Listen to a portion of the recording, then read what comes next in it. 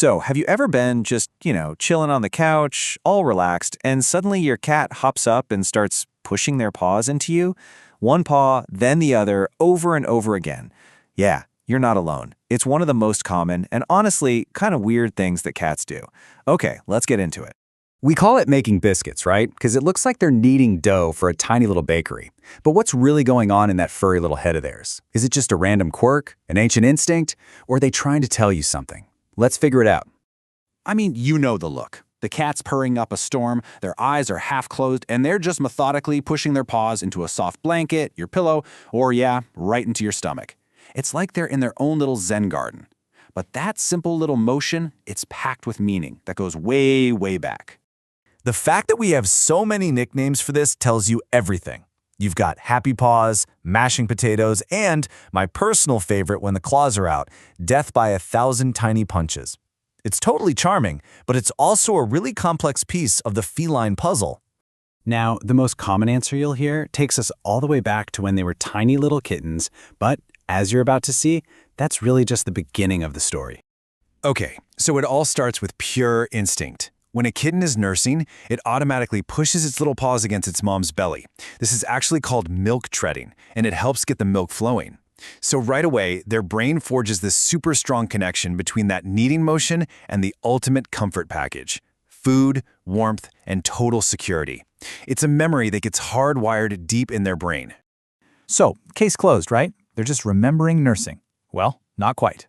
If that was all it was, why on earth do grown-up cats still do it? The real answer is fascinating, and it has a lot to do with how cats became our furry little roommates in the first place.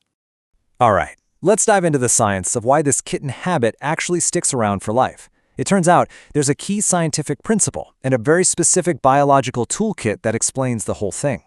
And here it is. This is the aha moment. The word is neoteny. All it means is keeping your baby-like traits even when you're an adult. See, when we domesticated cats thousands of years ago, we basically chose the friendliest, most kitten-like cats to hang around. Things like kneading, meowing at people, even purring. Wild cats mostly grow out of that stuff. But our house cats? They're basically forever kittens. And that's why these behaviors stick. So what's actually happening in their body when they start kneading? Two really important things. First up, scent marking. Tucked away between their little paw pads are scent glands. So every time they push and pull, they're releasing their own unique pheromones, basically leaving a tiny, invisible sign that says, "This is mine, this spot is safe." And second, it's a party in their brain. The physical motion triggers a whole cocktail of feel-good chemicals. And here's a look at that chemical cocktail. You've got oxytocin, that's the bonding hormone, the same one that makes us feel close to people. Then there are endorphins, which are like the body's natural painkillers, creating this sense of well-being. And to top it off, you've got dopamine, the reward chemical that tells the brain, hey, this feels awesome, let's keep doing it. It's this powerful, self-soothing loop of pure comfort. This quote from Dr. Julia Albright, who is a veterinary behavior expert, just nails that scent marking idea. It's not just them saying, "You're mine." By leaving that scent on you, they're creating a comforting scent signature. They are literally making their world and you smell safe and familiar. But, kneading isn't always about just being blissed out. Like a lot of cat behaviors, the real meaning can change depending on the situation. To really get what they're saying, you have to look at the whole picture. So, besides just comfort, there are some really practical reasons for it too. Think about their wild ancestors. They would have kneaded down tall grass and leaves to make a soft, safe little nest to sleep in. Your cat is doing the exact same thing on your fluffy blanket.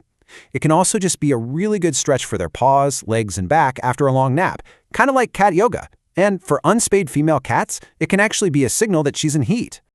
Okay, this is really important. How can you tell if the kneading is a happy thing or a stressed out thing? Well, a happy, content cat is the picture of relaxation. We're talking purring, soft eyes, the slow blinks, and a totally relaxed body. But because kneading releases those feel-good chemicals, a cat might also do it when they're anxious or even in pain. So if the kneading looks kind of frantic, or if it comes along with other things like pacing around, it might be their way of trying to calm themselves down.